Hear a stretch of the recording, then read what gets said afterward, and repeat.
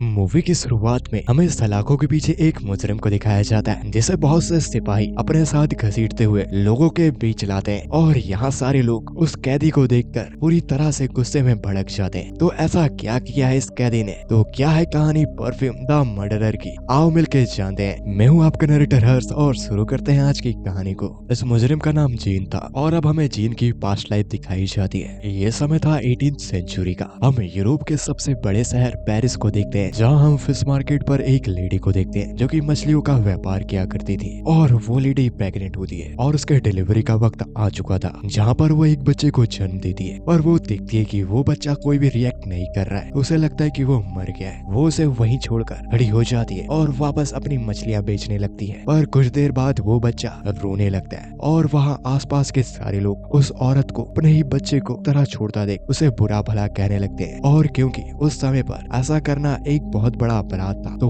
उस औरत को फांसी दे दी जाती है और वो बच्चा जेन उसे अनाथ आश्रम में एक लेडी को दे दिया जाता है, जहाँ वो लेडी जेन को लेकर अनाथ आश्रम जाती है। जेन को जब अनाथ आश्रम में लाया जाता है तो वहाँ पे और भी बच्चे मौजूद थे और उन बच्चों में से एक को लग रहा होता है कि इस छोटे से बच्चे के कारण हम में से किसी एक को अनाथ आश्रम से निकाल दिया जाएगा। इसकी वजह से वो बच्चा जेन को मारने की कोशिश करता है, पर तभी वहाँ पर वही लेडी आ जाती है जिसने जेन को अडॉप्ट किया था और वो उन बच्चों को ऐसा करता देख उन्हें सजा देती है। अब कुछ साल बीत जाते हैं और जेन 5 साल का हो जाता है। वो अब तक बोलना नहीं सीखा था, पर जेन अपने जन्म के साथ अपनी नाक से सूंघने के एक इननेचुरल टैलेंट के साथ पैदा हुआ है। वो किसी भी स्मेल को काफी दूर तक सूंघ सकता है। जेन अब धीरे धीरे बड़ा होता जा रहा था और जेन की बढ़ती उम्र के साथ उसकी सेंस करने की एबिलिटी भी बढ़ते जा रही थी। अब जेन दूर तक की चीजों को अपनी नोज से स्मेल करके बता सकता था कि उस जगह पर क्या है। अब जेन 13 साल का हो चुका था। इसके वजह से मैडम गाया, जिसने जेन को अडॉप्ट किया था, वो जेन को अब और अनाथ आश्रम में नहीं रख सकती। इसलिए वो जेन को लेकर एक आदमी के पास जाती है, जहाँ पर वो जेन को उस आदमी को बेच देती है। वो आदमी जानवरों की खाल निकाला करता था और अनफॉर्चुनेटली मैडम गाया जैसे ही जेन को उस आदमी को सौंपती है तो लुटेरे पर्स लूटने के बहाने मैडम गाया का मर्डर कर देते हैं और वो वहाँ पर मर जाती है। दरअसल जेन के साथ एक और अननेचुरल घटनाएं होती हैं। जो भी जेन को अपने से अलग करता है वो इंसान मारा जाता है, जैसा कि मैडम गाया और जेन को जन्म देने वाली उसकी माँ मारे गए। जेन जिस खाल के व्यापारी के पास काम किया करता था वो उससे 16 से 17 घंटे काम कराता था, पर जेन हमेशा से ही एक नई फ्रेग्रेंस की तलाश में रहता और एक दिन वो मौका उसे मिल जाता है। खाल का व्यापारी जेन को, जो कि अब बड़ा हो चुका है, उसे पेरिस के मार्केट खाल डिलीवर करने के लिए ले जाता है अपने साथ, जहाँ पर जेन नई नई तरह के स्मेलों को सेंस करता है, उन्हें फील करता है और जेन अलग अलग तरह की फ्रेग्रेंस को स्मेल करते हुए अपने साथ ही उसे अलग एक परफ्यूम की शॉप पर चले जाता है। वो वहाँ पर काफी सारी खुशबुओं को सूंघता है। जेन ने इससे पहले इतनी अच्छी फ्रेग्रेंस कभी नहीं सेंस की होती है, तभी जेन को उस परफ्यूम की शॉप से अलग और काफी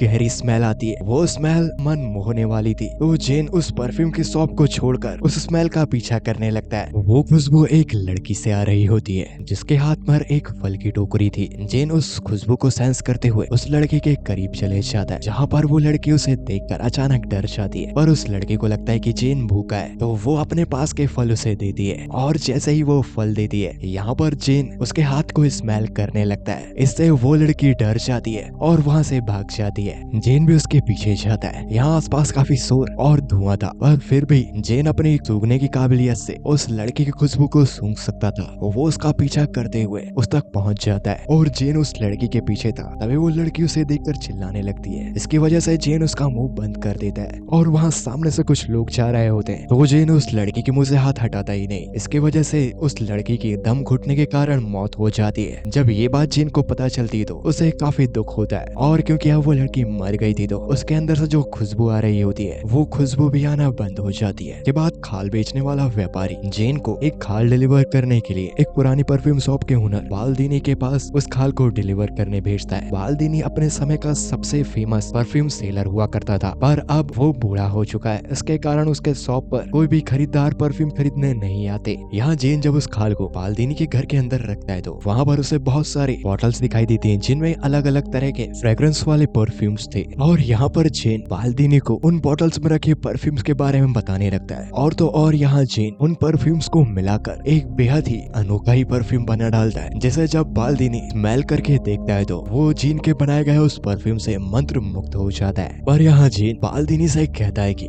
मास्टर, ये उतना अच्छा परफ्यूम नहीं है, मैं और भी इससे बेटर परफ्यूम बनाता हूँ। और वो जब वहाँ की सारी फ्रेग्रेंस का इस्तेमाल करके एक और परफ्यूम बनाता है, और जब वो उस परफ्यूम को बाल्दीनी को सेंस करने के लिए देता है, तो जैसा ही बाल्दीनी उस परफ्यूम को सूंघता है, वो एक अलग ही दुनिया को महसूस करता है। बाल्दीनी उस परफ्यूम की खुशबू से अपने जवानी के दिन और अपनी गर्लफ्रेंड को याद करने लगता है। और उसके बाद बाल्दीनी उसी खाल के व्यापारी के पास जाता है जीन को उससे खरीदने, और वो जीन को उस खाल के व्यापारी से खरीद लेता है। और अगली रात वो खाल का व्यापारी अचानक ऊपर से गिरकर मर जाता है। और अब बाल्दीनी का जो परफ्यूम का बिजनेस नहीं चला करता था, वो जीन के आने से चलने लगता है। जीन नई नई तरह की फ्रेग्रेंस बनाता है, और बाल्दीनी अपने सेलर्स को ऐसे परफ्यूम्स बेचता है जो कि उस शहर में कोई भी परफ्यूम शॉप में नहीं मिलते, जिससे बाल्दीनी बहुत ज्यादा पैसे कमाने लगता है। जीन हमेशा से ही परफ्यूम्स के बारे में सीखना और बनाना चाहता था, तो जीन बाल्दीनी से परफ्यूम का हर तरह का नॉलेज लेने लगता है। बाल्दीनी जीन को बताता है कि अब तक दुनिया में 12 तरह के परफ्यूम बनाए गए हैं, पर कहा जाता है कि दुनिया में 13 तरह के परफ्यूम एग्जिस्ट करते हैं, और 13वां परफ्यूम अभी तक किसी ने नहीं खोज पाया है। रोम के इतिहास में बताया गया है कि 13वां किस्म का परफ्यूम मन को नियंत्रित कर सकता है। अगर कोई भी शख्स इसे बना लेता है, तो वो उस परफ्यूम की खुशबू से लोगों के दिमाग को काबू कर सकता है। यहाँ जीन बाल्दीनी से कहता है कि मैं 13वें किस्म का परफ्यूम बनाऊंगा। और जब जीन सोता है, तो उसे सपने में वही लड़की दिखाई देती है जिसके हाथ पर फल की टोकरी थी, और उसकी स्मेल मन को मोह लेने वाली थी। और तभी जीन अचानक उठता है, और वो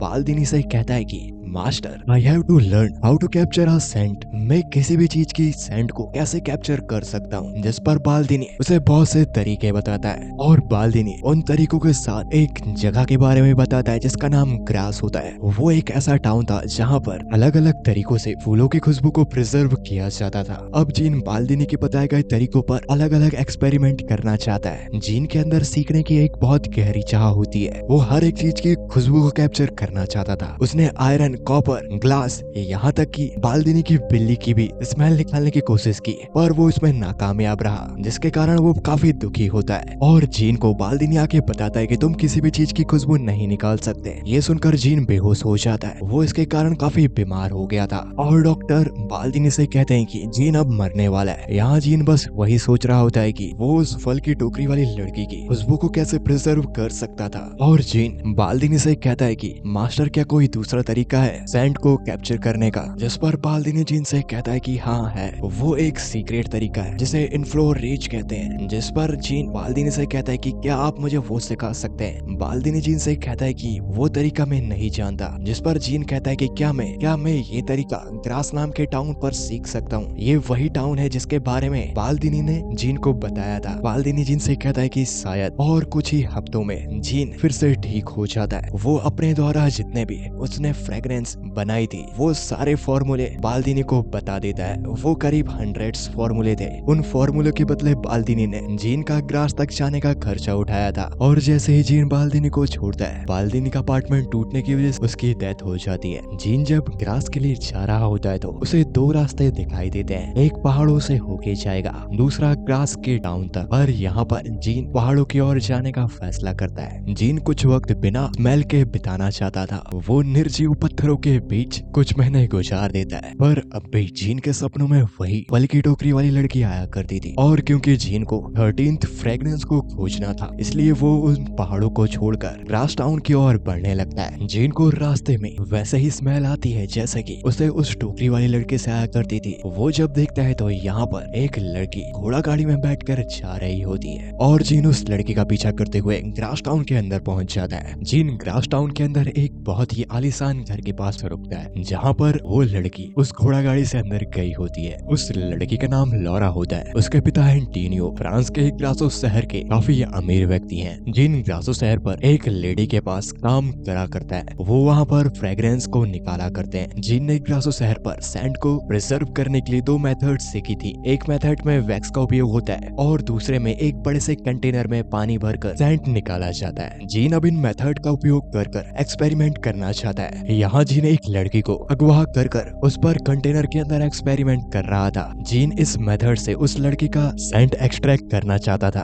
पर यहाँ पर जीन इस काम में फेल हो जाता है, तो वो दूसरी मेथड ट्राई करने का सोचता है और जीन उन लाशों को बड़े ही आसानी से ठिकाने लगा दिया करता था। जीन इसके बाद एक प्रोस्टिट्यूटर को हायर करता है और वो वैक्स वाली मेथड उस प्रोस्टिट्यूटर पर एक्सपेरिमेंट करना चाहता था। इसके लिए वो नहीं मानती, तो वो उसे मारकर अपना एक्सपेरिमेंट चालू करता है, जिसमें उसे कामयाबी मिल जाती है। जीन उस प्रोस्टिट्यूटर की खुशबू को उसके डॉग के सामने ले जाके खोलता है, तो वो डॉग जीन के पास आ जाता है और अब जीन ने उन सेंट्स को कलेक्ट करने के लिए 13 बॉटल्स बनाई हुई होती हैं। इसका मतलब ये कि अब जीन इस एक्सपेरिमेंट को और भी लड़कियों के साथ करेगा। तो जीन एंटोनियो के यहाँ जाता है, जहाँ पर लॉरा का बर्थडे था। वो वहाँ से लॉरा को लाना चाहता था, पर वो लॉरा को पकड़ने में नाकाम रहता है। इसके वजह से वो वहाँ पर उसकी दोस्तों में से 2 दोस्तों को पकड़ के ला लेता है और वो उनसे उनकी स्मेल को एक्सट्रैक्ट कर रहा था। और यहाँ पर जीन उन दोनों से उनकी स्मेल एक्सट्रैक्ट करने में कामयाब हो जाता है और उन 13 बॉटलों में से एक बॉटल भर जाती है। अगले दिन ग्रासो टाउन पर नदी के किनारे उन्हीं दोनों लड़कियों की लाश मिलती है और इसके बाद जीन अपने काम को तेजी से करने लगता है। वो और भी लड़कियों से उनके खुशबू को एक्सट्रैक्ट करने लगा था।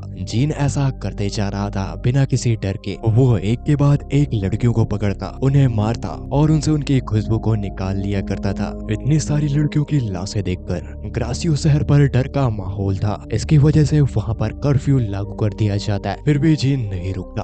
वो एक एक करके लड़कियों को अगवा करके उनसे उनकी खुशबू निकाले जा रहा था और यहाँ ग्रासियो शहर में जो भी अनजान लड़का दिखाई देता उन्हें ग्रासियो वासी सूट कर दिया करते। इसके चलते वहाँ पर बहुत से लोगों की जान जाने लगी। ग्रासियो शहर के पॉलिटिशियन, मिनिस्टर सारे परेशान थे। कुछ लोग तो जीन को डीमन कहा करते। जीन ने इतनी सारी लड़कियों की हत्या कर कर अपनी बॉटल्स में से 12 बॉटल्स को भर लिया होता है और अब लास्ट और 13th बॉटल बाकी थी। ग्रास की पुलिस ने अब तक जीन को नहीं ढूंढ पाया होता, इसलिए उन्होंने किसी और को टॉर्चर करके ये कॉन्फ्रेंस करा लिया होता है कि वही मर्डरर है। उसी ने अब तक जितनी भी लड़कियों की जानें गई हैं, उसी ने हत्या की है। और इस बात का जब ग्रासो शहर को पता चलता है तो वहाँ के लोग काफी खुश होते हैं। वो इस दिन को बड़े ही धूमधाम से मना रहे थे। इन लोगों के बीच लॉरा भी होती है, जिसे दूर खड़े होकर जेम्स देख रहा था। जब लॉरा अकेली होती है तो जेम्स उसे बस मारने ही वाला था कि तभी लॉरा के फादर एंटोनियो वहाँ आ जाते हैं। जेम्स उसे नहीं मार पाता। लॉरा के पिता एंटोनियो जानते हैं कि असली कातिल अभी तक नहीं पकड़ा गया है, इसलिए वो अपनी बेटी को बचाने के लिए ग्रासियो शहर को छोड़कर अपनी बेटी के साथ कहीं दूर निकल जाते हैं। और इस बात का पता जेन को भी चल जाता है। वो उसकी स्मेल को सेंस करते हुए ग्रासियो शहर के गेट तक पहुंच जाता है और जेन वहां खड़े सिपाही से पूछता है कि एंटोनियो रिजिस कहाँ गए, जिस पर सिपाही उसे बताता है कि वो नॉर्थ साइड पर गए। पर यहाँ जेन को लॉरा की खुशबू किसी दूसरे साइड से आ रही थी, तो